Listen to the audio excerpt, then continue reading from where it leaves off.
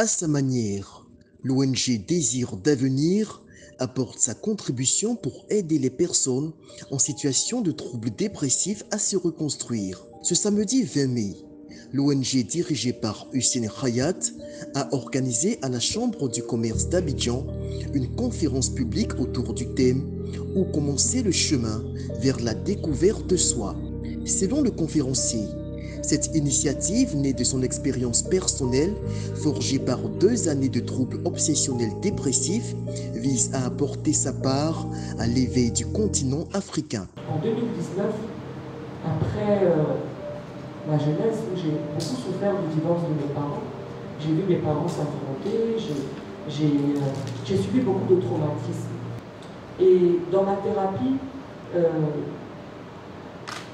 j'ai regardé mes peurs en face. Et j'ai vu que, en toujours les repoussant, en voulant me battre avec mes peurs, en voulant me battre avec mes pensées, je ne faisais que leur donner de la force.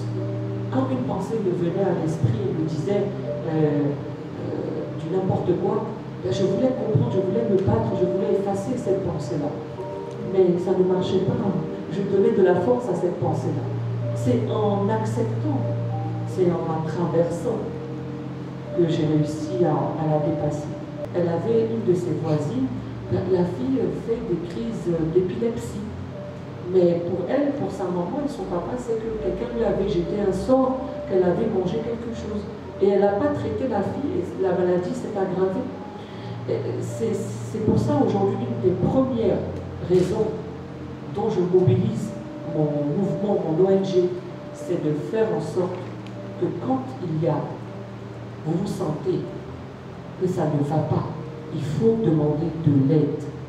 Il faut s'adresser à des professionnels. Pour Hussein Hayat, la guérison des troubles dépressifs passe avant tout par un accompagnement psychiatrique exercé par des spécialistes en questions mentales et non par des guides spirituels. Le pasteur ou l'imam qui était là-bas disait qu'il n'a pas encore chassé le démon qui est en lui. Est-ce que vous voyez? Monsieur, il y a un fait, on peut ne pas le nier ou le reconnaître. Si vous souffrez vous pouvez avoir un petit échec sentimental et aller voir votre papa spirituel, il va prier pour vous, ça va vous faire du bien. On est d'accord, hein? Il n'y a pas de souci. Mais il n'est pas honnête. Et on le sait, parce que vous avez même quelqu'un qui est dans une équipe, une ancienne journaliste très célèbre, qui est partie dans des camps de prière. Déjà, elle a dû dépenser beaucoup d'argent. Et elle n'a pas été guérie. Et c'était trop tard. Bon, on a pu la récupérer, mais c'était un peu trop tard dans sa reprise thérapeutique. Il faut que les pasteurs ou les imams qui accueillent les personnes en souffrance puissent reconnaître l'état d'avancement du choc que la personne peut vivre. Certes, prier pour elle, mais la ramener vers des structures. Mais parce que votre pasteur lui-même, quand il a un bobo, il va à l'hôpital. Il va à l'hôpital. Voilà. Mais la maladie, c'est pas parce que c'est quelque chose qu'on ne voit pas. Il faut aujourd'hui le dire. Il faut poser des mots sur le comportement. Aujourd'hui, les pasteurs, les marabouts, les imams se substituent quelquefois aux professionnels de la santé. Si on a envie d'aller se ressourcer à la prière, mais allons-y le faire. Mais lorsque on va dans un camp de prière pour soigner une maladie mentale, non. Rester positif tout en faisant corps avec le présent, ce sont là des recettes que préconise le président de l'ONG Désir d'avenir pour s'épargner des remords inutiles, facteurs de persécution mentale. Qu'est-ce que ça sert de toujours avoir peur du futur? Mais même le futur, vous allez l'expérimenter dans le présent. Rien ne se passe dans l'avenir ni dans le passé.